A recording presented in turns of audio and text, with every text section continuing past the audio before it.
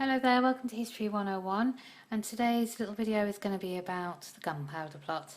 So what's the Gunpowder Plot and who was involved and what's it all about? Well, let's give you a little bit of insight. So this is the ruler at the time, this is the baddie of the scene, this is King James I. His mother is Mary Queen of Scots, and he's also married to a Catholic, but he's not Catholic himself. He's a Protestant, and he's very, very intolerant of Catholics. Now at this time, around about this time, it's been very turbulent for both Catholics and Protestants. One has always been in favour and the other one has always been persecuted. So, you know, it's not a good time to be a Catholic, basically. At this time they were expected to take an oath. They would not be Catholics, they wouldn't practice Catholicism. James was very paranoid against Catholics. You know, he felt they were all out to get him, and really the discovery of a plot such as this really didn't help him, you know, help in that sense.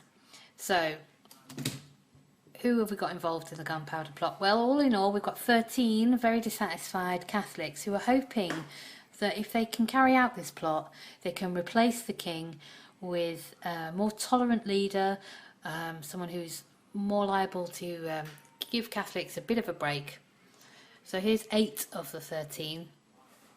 This is Robert Winter, Christopher Wright, John Wright, Thomas Percy, Guy Fawkes, Robert Catesby and Thomas Winter. So Catesby here is the mastermind, and in 1604 he began recruiting others to the cause, and we end up with something like 13 co-conspirators.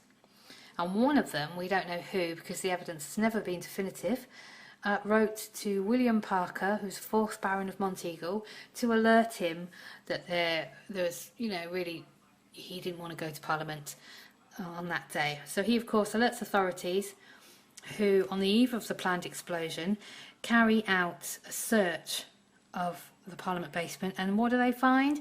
Well, they found 36 barrels of gunpowder, quite incriminating. And as if that wasn't bad enough, they also found Guy Fawkes, who was guarding it. So they obviously, you know, they take him away, and to try and get some extract information from him, they're authorised to use pretty much any means necessary, and of course in those times that means torture. So poor old Guy was tortured to within an inch of his life and pretty much gave up everything he knows, which may or may not be very much, as he's really technically such a bit player in the plot.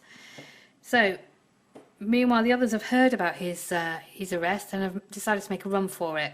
6 of whom, including Catesby, end up at Holbesh House in Staffordshire. Catesby makes a stand here against some 200 men who would like to take him back to London.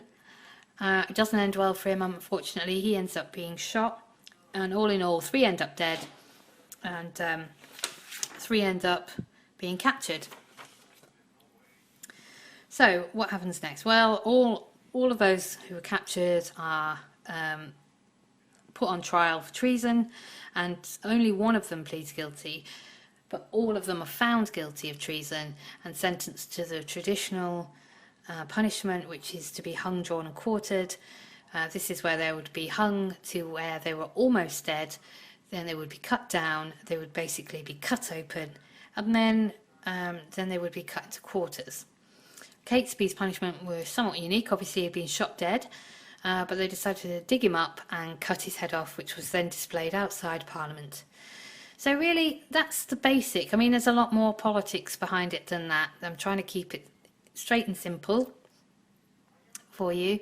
I don't really know why we remember Guy Fawkes in particular, why we focus on him more than Catesby or more than any of the others for that matter. He was only a bit player. He played a very small role. You know, he was tortured somewhat spectacularly and met a dreadful punishment. So really, you know, in my opinion, it's a complete mystery why we celebrate such a horrible thing. But there you go. That's how it is. So there we go. That's a brief little look at the Gunpowder Plot. Of course, we recommend that you go and do your own research. There's a huge amount of information there. Any mistakes in this video are of course mine, but if you liked the video, please like it and subscribe, and if there's anything else you'd like me to cover, then please leave a comment below. That's great. I'll see you soon. Bye.